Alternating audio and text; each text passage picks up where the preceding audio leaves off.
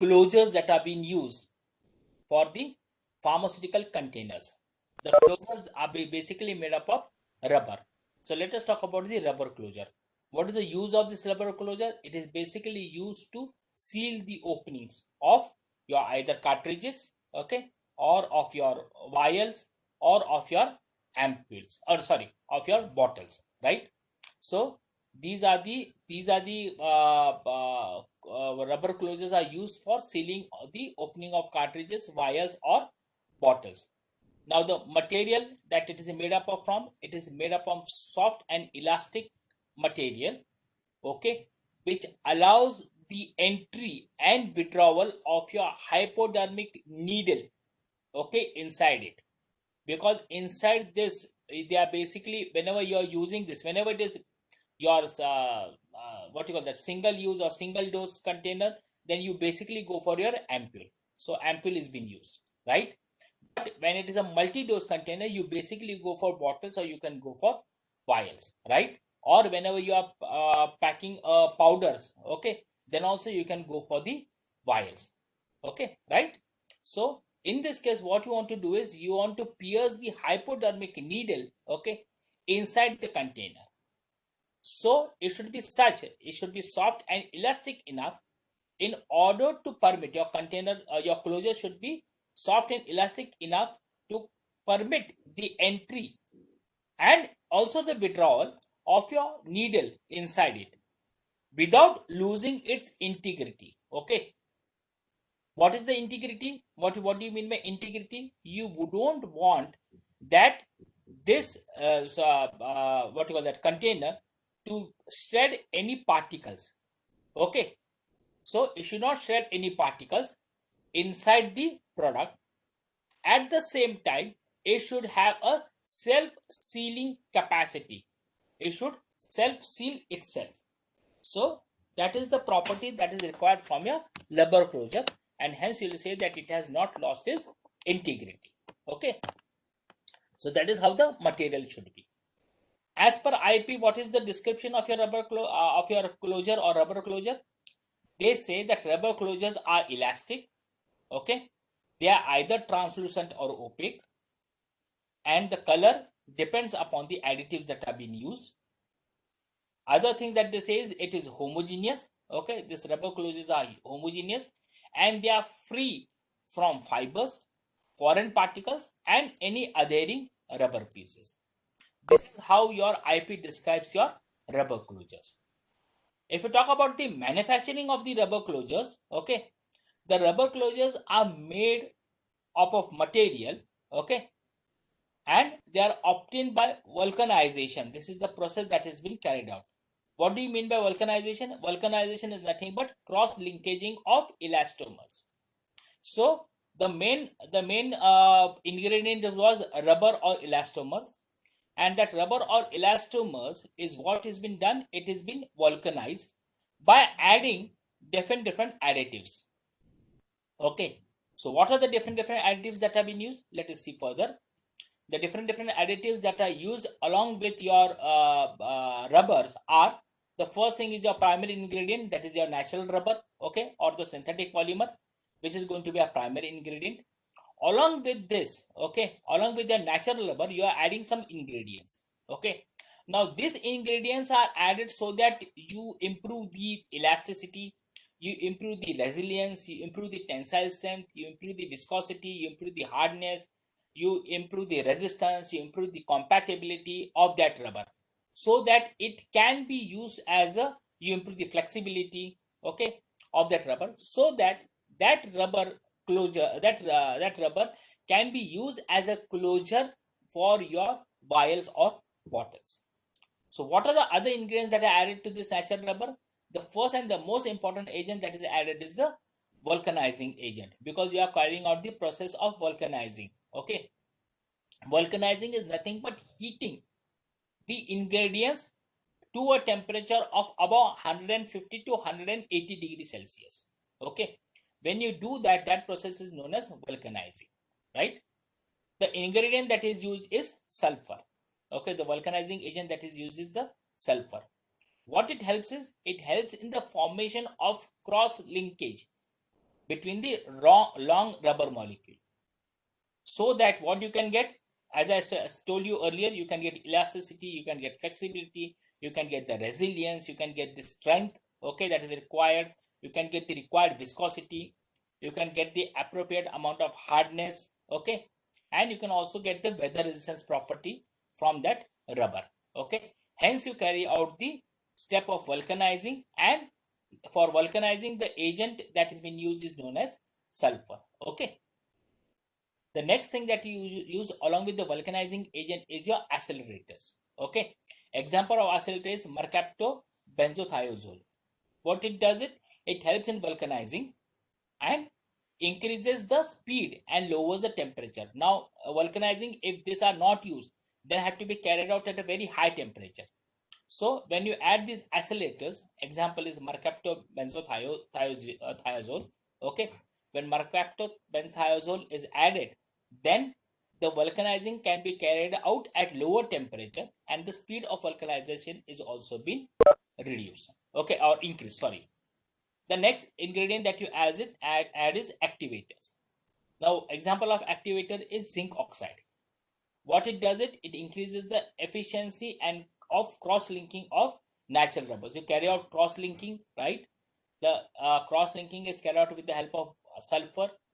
This activators, okay, helps in this cross-linking. Along with sulfur, they act and they cause efficient. They increase the efficiency of your cross-linking. Other things that have been added are fillers. Okay, what they do is they increase the stiffness of the rubbers. Then you add antioxidant agent, they prevent from oxidation. Then you add lubricants, whereby the process of formation of rubbers has been enhanced. And lastly, you add is colorants. Okay, so these are the different ingredients that are added to a rubber, okay, or to the natural rubber in order to form your closures. Okay, the process that is carried out is the first step is compounding, whereby you take all the ingredients, then you mix them together, then you convert them to the proper shape that has been required, and finally what you carried out is the vulcanizing. Okay, and then the product that you get can be used for your final product as a final product, as a closure to your containers. Now, what are the properties that are required? We are also going to see the evaluation of rubber. In evaluation of rubbers, we are going to definitely see what are the properties that whether the properties that are required have been satisfied or not. Okay. So what are the properties that are required? First of all, it should be non-reactive. It should not react with the product that are present inside your containers. Okay. So it should not react with your parental products. Okay, or your sterile products. If you see no such ideal compound is going to exist, there is going to be some reactivity, but we have to minimize the reactivity as much as possible. There should not be problem of compatibility, there should not be problem of leaching, or there should not be any problem of sorption. Okay, that is the second property that is required from your rubber. Okay, and again, in order to test this compatibility, okay, what you have to do is you have to test the compatibility with each preparation. Supposing a rubber closure is compatible with a certain substance A, does not mean that it is going to be compatible with a certain substance B. Hence, each and every preparation should undergo compatibility test with this rubber solution. How do you carry out this compatibility test? What is the method of testing for it? What you do is you place the rubber closure in contact with the product. Okay, you maintain the temperature of you maintain the elevated temperatures and for a planned period of time, and then you detect these solutions for chemical and physical change, okay, in your product also and in your closure also. So you detect the qualitative and quantitative changes, okay, whether physical or chemical, in your closure or your product. And what are the qualitative and quantitative examination? You check for the pH, you check for turbidity, you check for residue on drying, you check for iodine number, and you check for heavy metal content.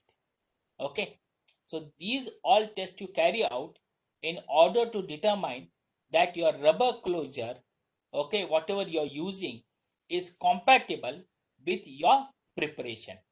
okay, that you are adding inside the container, and which you are stoppering it with your rubber closure, right? Understood? So these are the different tests that you carry out, and this is the method by which you prepare your solution, and then you carry out these tests on it. Okay, so what are the characteristics that are required from your rubber closure? The characteristics that are required are elasticity, because you want the container to be easily fitted inside the you want your closure to easily fit inside the container, right? You require hardness, because you want your container should not produce any large number of fragments. You want the container should not be porous in nature, okay, so that it does not permit. If it is porous in nature, then what is going to happen? The water vapors and gases are going to go inside it. So you want your container to be non-porous in nature, so that it does not permit the easy transfer of water vapor and gases. Apart from that, the other characteristics that are required from a rubber closure are: there should not be any sorption, there should not be leaching, or there should not be water vapor, there should not be any vapor transfer. Okay, are you getting me? Now, these rubber closures are available with different shapes and sizes.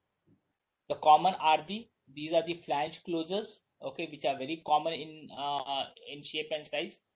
Then you have slotted. You can see over here, there is a slot that is present over here. These are the slotted type of closures. They are basically used for freeze-dried products. Then you have punctured type of closures. You can see over here, there is a puncture that is there. So you have punctured type of closures. Why do you want this type of closures? So that the adapters for infusion set can go inside it. That's why you want the punctured type of closures. Then you have plunger type of closures, which are used for cartridges.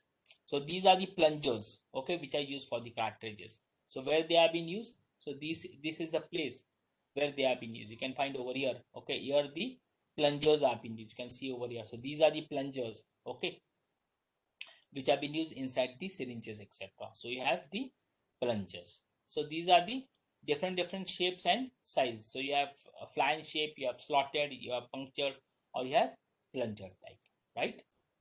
Then next is, do we have time? What is the time now? Can somebody tell me the time? Okay, it's 9:55. Fine. Yeah. We have some time. Basically, because of the disturbance in between, I lost the track. Okay, fine. Now let us go for the evaluation test for the rubber closures. The different evaluation tests that have been carried out are identification tests. You carry out the identification test with the help of infrared absorption spectroscopy. You also find out the total ash. Okay, from that you identify the material that is being used for the rubber closure. The next thing that you do is, for rubber closures, you prepare now these all are again given in your IP in detail. Okay, I'm just going through it. Then again you prepare your solution A, like you prepared for your what you call that, plastic containers. In the similar manner, you prepare the solution A.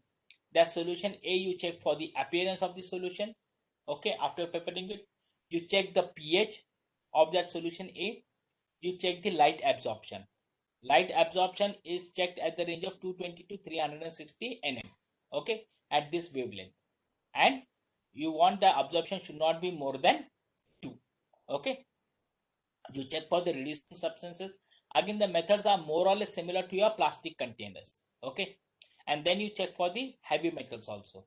Your solution A should comply with the limit test for your heavy metals. Then you check for residue on evaporation, and the limit is that the residue should not weigh more than 4 milligram. And also you check for the volatile sulfides. So these are the different tests that you carry out for the rubber closure. Apart from these tests, there are two unique tests that you carry out for the rubber closures, which are very important. The next test that you carry out for your rubber closure is your fragmentation test. Why I'm taking this in details, because these are the two tests, okay, that are usually asked in your examination, and which are very important from your GPAT point of view also. So you carry out the fragmentation test. In fragmentation test, how you carry out this fragmentation test? In fragmentation test, you close your container with the closures with which you want to, okay, and then you pierce it with the hypodermic needle, right? For it, for this, what you do is you take aqueous preparation, right? You place water inside it. How much water is placed? Normal volume minus 4 ml is placed inside it, okay, and how much vials you take? Near about 12 clean vials you take, right? And then, for supposing you are using for closures for dry preparation is there, then you use again 12 clean vials, okay, understood? Further, what you do is you take the needle, right, and after taking the needle, you pour 1 ml of water inside the vial, and you remove. What kind of needle is to be taken, that has also been mentioned over here. I'm not going the detail into it. I'm just trying to tell you the test that has been carried out, okay. You inject 1 ml of water inside the vial and you remove 1 ml of air. This operation you carry out 4 times for each closure. You have how many? You have 12, remember, okay. 4 times you carry out this test for each closure, whereby you are you are putting 1 ml of water and you are removing 1 ml of air, okay, right? And the piercing is always carried out at different sides. So this piercing that you carry out, okay, is done for 4 times, okay. Now what you are going to do is, the next thing that you are going to do is you are going to use new needle for each closure. So there are 12 closures, so for each closure you are going to use new needle at the time. Then what you're going to do is you pass the liquid in the vials through the filter. So whatever liquid is been removed from that vial, okay, is present inside that vial, okay, this you pass it through the filter paper of 0.5 micron, and you find out whether any fragments, okay, are present which are visible to your naked eye. So what you have done is you have taken the vial or you have taken the bottle. Inside this bottle, what you have done is you have applied the closure. You have pierced it with the help of the needle, right? You have added water inside it, 1 ml. You have removed 1 ml of air. For this container, for one container, you have done this 4 times.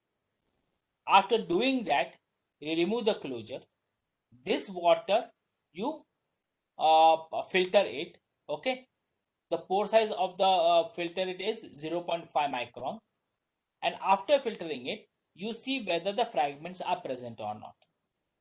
The test passes if not more than 10, okay, fragments are present, right? In case of butylated rubber closure, okay, butyl rubber closure, the fragment that are allowed are 50, okay, got it? So this you carry out with your 12 containers. Clear? Understood? This is the fragmentation test. And last test is your self-sealability test, which is again a very important test for your rubber closures. Okay, these are basically carried out for your multi-dose container, isn't it? Because you want your containers, what you check from it, whether your rubber closures are getting self-sealed. So when you are piercing, there is a hole that is getting formed inside the rubber closure, and when you are removing this syringe, that rubber closure should self-seal itself, okay. So whether that self-sealability is being there or not, that you try to check.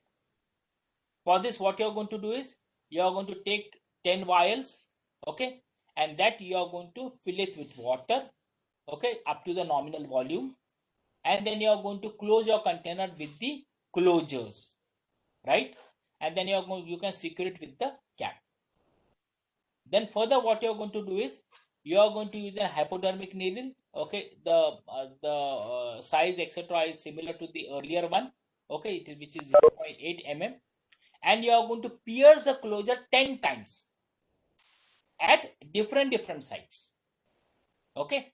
So you are piercing this closure 10 times. So one closure you have taken, Okay, attach it to the vial, and then what you have done is you have filled it with water.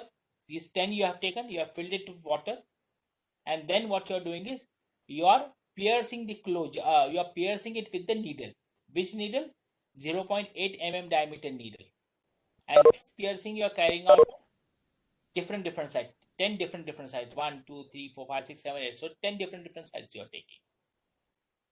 Then you are going to immerse these vials into 1% weight by weight solution of methylene blue, and you are then going to reduce the pressure for 10 minutes. Again, after reducing the pressure, the next step that you are going to take is you are going to restore the atmospheric pressure, and you are going to leave the container for 30 minutes. So by reducing the pressure first, okay, and then by restoring the pressure, okay, this application of negative and positive pressure, because of this, if there is some hole that is being created in this rubber closure, then the methylene blue solution in which you have immersed this vial, this methylene blue solution is going to get inserted inside the liquid that is present over here. You have added water, isn't it? You have added water to it. So inside this water, your methylene blue solution is going to go, and you will see a colored solution inside the vials. The test passes if none of the vial contains the traces of colored solution. If none of the vial contains traces of colored solution, it means what? After piercing, when you have done this piercing and removed, okay, this area is self-sealed. And as it is self-sealed, hence the methylene blue solution is not entering inside the container. The methylene blue solution is not entering inside the container. Okay, and then you can say that your closure is self-sealable.